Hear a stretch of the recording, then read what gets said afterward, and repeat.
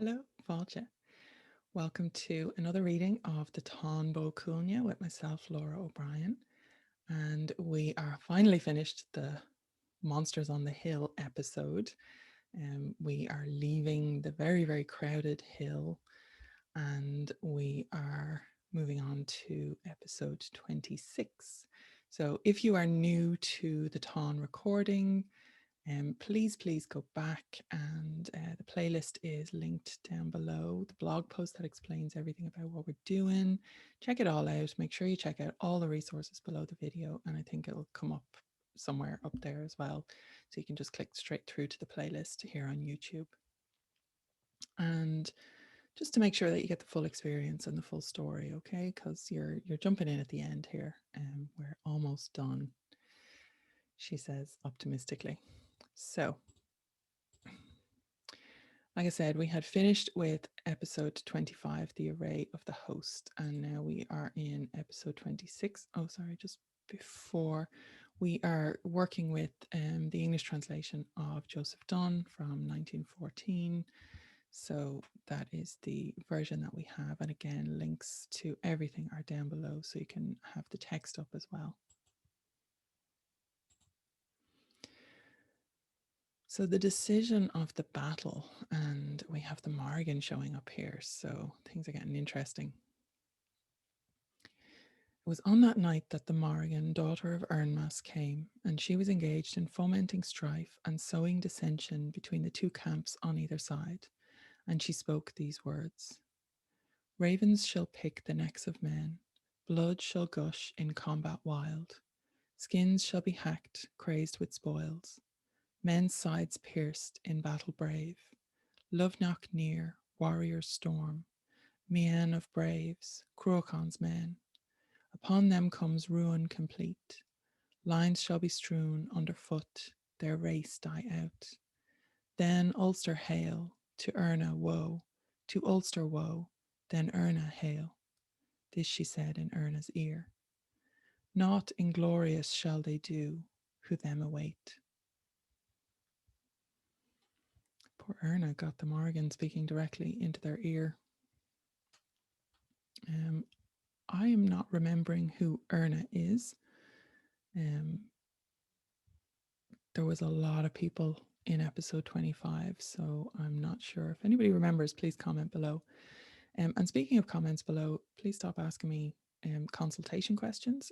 I'll put a link to my consultation process if you want a consultation with me, including translations of OM. Like, I do not have time to do that.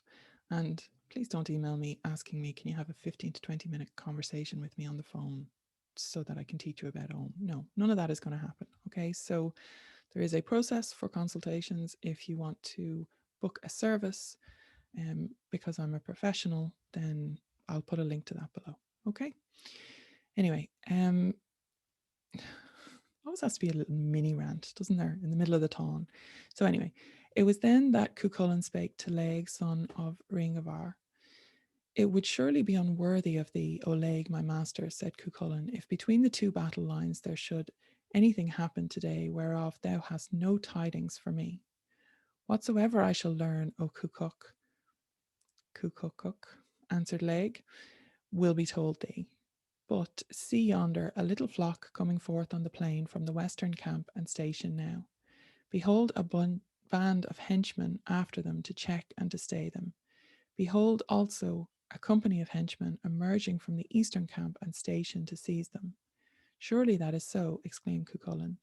That bodes a mighty combat and is occasion of a great battle. The little flock will come over the plain, and the bands of henchmen will encounter the little flock on the great field of battle. There indeed Cuchulainn spoke true, and the little flock came forth upon the plain, and the companies of henchmen met in fray. Who gives the battle now, O Laeg, my master? Cuchulainn asked. Cuchulainn is still in his sickbed, laid up after his intense one-on-one match with Ferdia, by the way, which he had to cheat to win. Maybe cheat is too harsh, in complete fairness. He used the gay bulga, but they were very evenly matched for a 3-day fight. So there's You can go back and read all that or listen to all that for yourself. So this is why Cuchulainn isn't out in the thick of things anyway.